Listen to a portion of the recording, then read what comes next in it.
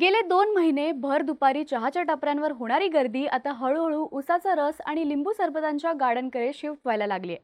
डिसेंबर जानेवारीत पंखे बंद करून जाड जाड ब्लँकेट घेऊन झोपणारे आपण आता 5 वर पंखा ठेवून झोपायला लागलोय. सांगायचा मुद्दा काय की थंडी गायब होऊन उकाडा घाम फोडण्याच्या तयारीत आहे.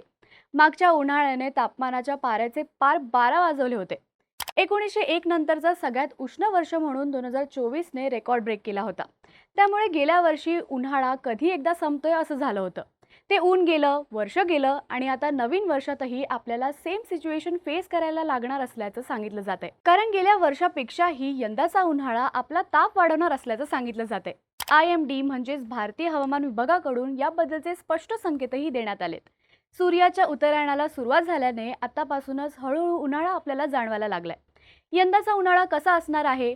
हा उन्हाळाही सगळे रेकॉर्ड मोडणार का? उन्हाळ्याबद्दलच्या हवामान विभागाकडून नक्की काय सांगण्यात आलंय पाहूयात या व्हिडिओतून. नमस्कार, मी साक्षी आणि तुम्ही पाहताय बोलभिडू. मकर संक्रांतीला तिळगुळ दिल्यावर बोलण्यातला गोडवा वाढो किंवा ना वाढो, पण दिवस मात्र तिळातिळाने वाढायला सुरुवात होते.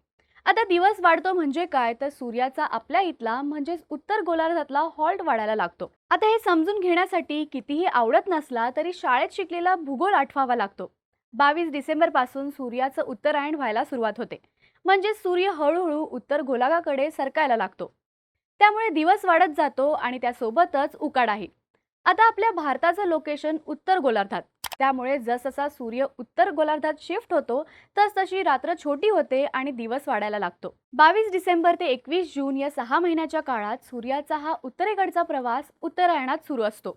पण या उत्तरायणामुळे जसा हळूहळू दिवस वाढत जातो तसाच उकाडाही वाढायला सुरुवात होते. आता भूगोलाचा अभ्यास जरा बाजूला ठेवू आणि आत्ताच्या कंडिशन बद्दल बोलू. गेल्या काही दिवसांपासून थंडी अचानक पळून गेल्याचं आपल्याला पाहायला मिळालं. त्याचं कारणही सूर्याचं हे उत्तरायण सांगितलं जातं.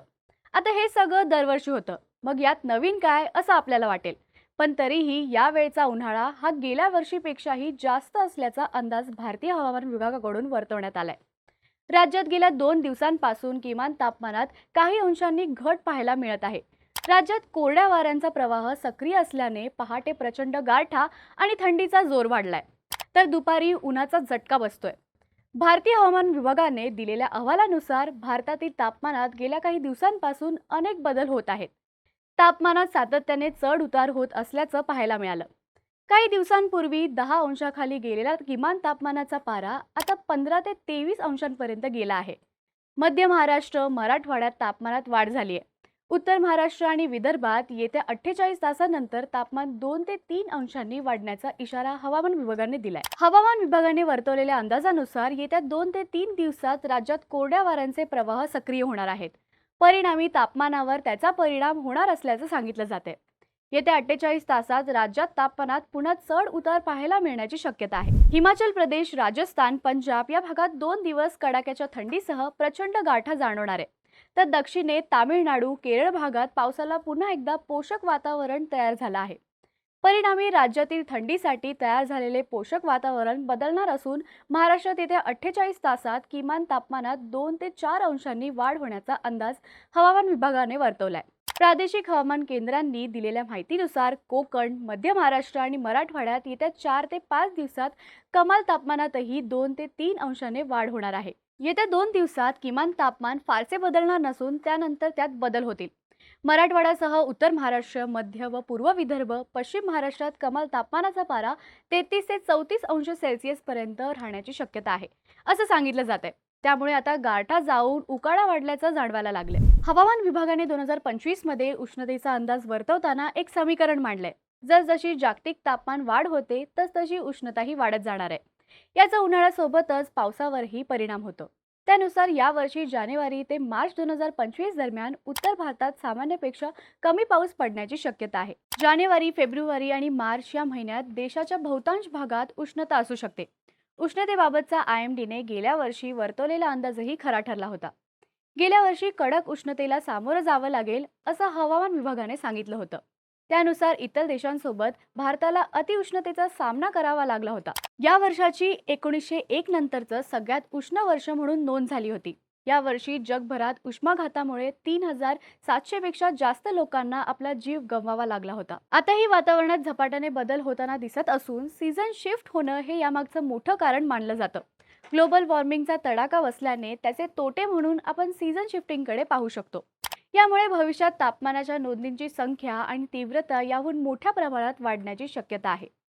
ही शक्यता जगातल्या अनेक देशांच्या हवामान विभागाकडून वर्तवण्यात आली आहे. आतापर्यंत तापमानाबाबत जी माहिती उपलब्ध आहे त्यानुसार जागतिक आकडेवारी असं सांगते की याची सुरुवात 1880 पासून सुरू झाली.